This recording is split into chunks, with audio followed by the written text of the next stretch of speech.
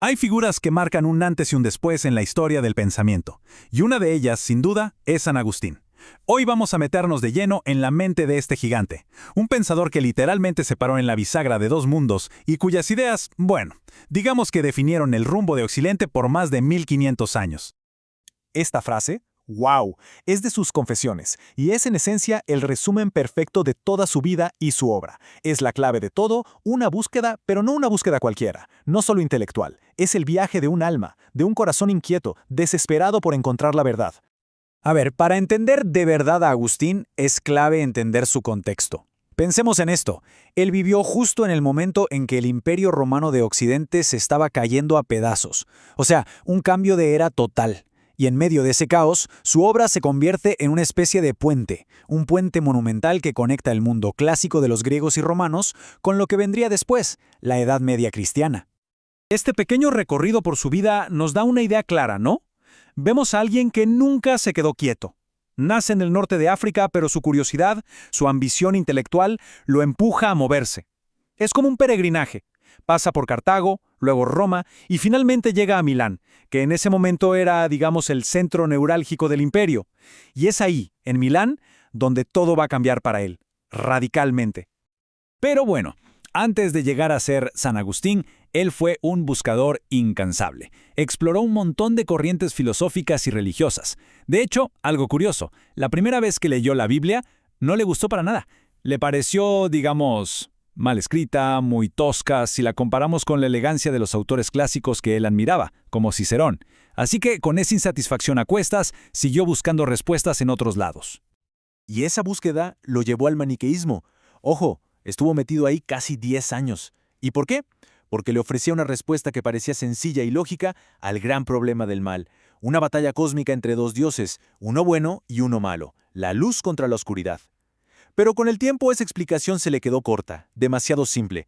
Al final, llegó a una conclusión muchísimo más profunda, más radical, que el mal no es una cosa, no es una fuerza con entidad propia, es más bien la ausencia del bien, como una herida, una privación, causada por nuestra propia libertad. Y entonces llegamos a Milán. Este es el punto de quiebre, el momento clave en su vida. Es aquí donde toda esa búsqueda inquieta, toda esa angustia existencial, por fin encuentra un lugar donde aterrizar. Un marco intelectual que le permite, por fin, aceptar la fe de su madre. Pero no de una forma ciega, sino de una manera que por primera vez satisfacía tanto su corazón como su brillante mente. Aquí es donde las piezas del rompecabezas empiezan a encajar. Dos cosas, dos influencias clave le volaron la cabeza y resolvieron sus grandes dudas. Por un lado, el obispo Ambrosio le mostró una nueva forma de leer la Biblia, no literal, sino buscando símbolos y alegorías. De repente, ese libro tosco se volvió fascinante. Y por otro lado, el neoplatonismo le dio el lenguaje filosófico, las herramientas para pensar en un Dios que no era material y en un mal que no era una cosa, una sustancia. Y con todo esto llega su gran síntesis, una idea que fue revolucionaria. Para Agustín, la fe y la razón no están peleadas, para nada. Son como dos alas de un mismo pájaro que tienen que trabajar juntas. La fe es como el punto de partida, lo que abre la mente a una posibilidad, y la razón es la que entra después a explorar, a profundizar, a entender eso en lo que se cree. Es un círculo virtuoso que, según él, nos va elevando poco a poco hacia la verdad. Ok, ya con este nuevo superpoder, esta nueva forma de ver las cosas que une fe y razón, Agustín se siente listo para enfrentar uno de los misterios más grandes y escurridizos de toda la filosofía. Una pregunta que suena súper simple, ¿no? ¿Qué es el tiempo? Pero cuidado, porque esta preguntita ha vuelto locos a filósofos y científicos por siglos. Y la reflexión que hizo Agustín al respecto sigue siendo hasta el día de hoy una de las más originales y citadas de la historia. Esta frase de las confesiones es simplemente genial. Captura la paradoja a la perfección. Pensemos, el tiempo es la experiencia más cotidiana y universal que existe. Todos sabemos lo que es. Pero en el momento exacto en que alguien nos pide que lo expliquemos, se nos esfuma, se nos escapa de las manos, no sabemos qué decir.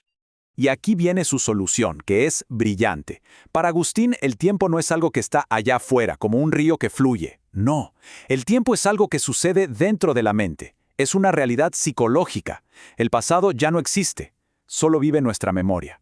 El futuro tampoco existe todavía, solo vive nuestra expectativa. ¿Qué es lo único real? El presente. Un presente donde la mente recuerda lo que pasó y espera lo que va a venir. Ya en la última etapa de su vida, Agustín se mete en otro debate intelectual de proporciones gigantescas. Y esta controversia lo va a obligar a pulir, a definir con mucha más precisión sus ideas sobre la naturaleza humana, la libertad y la salvación. Y las conclusiones a las que llega, bueno, todavía hoy generan discusión. Aquí el choque es total. Por un lado está Pelagio con una visión muy optimista. Dice que los seres humanos somos capaces de alcanzar la salvación por nuestro propio mérito, con nuestras buenas obras. Pero Agustín dice no. Él argumenta que la naturaleza humana está, digamos, herida por el pecado original, y que por nosotros mismos no podemos salvarnos. Necesitamos la ayuda de la gracia divina, que es un regalo, un don inmerecido de Dios, y esta doctrina se convirtió en una columna vertebral del pensamiento cristiano en Occidente. Entonces llegamos al final y la pregunta es, ¿por qué sigue siendo tan importante hoy? Bueno, porque su viaje intelectual no fue solo un asunto personal. Lo que él pensó y escribió acabó marcando la cancha, definiendo la agenda de la teología, la filosofía y hasta la psicología en Occidente por los siguientes 1000 años, y más. Es que su impacto es, de verdad, difícil de medir. Desde cómo concebimos nuestro yo interior y la memoria, algo que inauguró con sus confesiones, hasta las grandes preguntas sobre el sentido de la historia y el destino de las civilizaciones. Las ideas de Agustín están por todas partes, resonando todavía. Fue, sin más, una figura monumental. Y todo esto nos deja con una última reflexión. Las preguntas que se hizo Agustín hace más de 1500 años sobre el mal, el tiempo, la libertad, el propósito de la vida, ¿acaso han desaparecido? ¿O será que, en el fondo, seguimos lidiando con el mismo anhelo, con esa misma inquietud en el corazón, buscando un lugar donde finalmente poder descansar?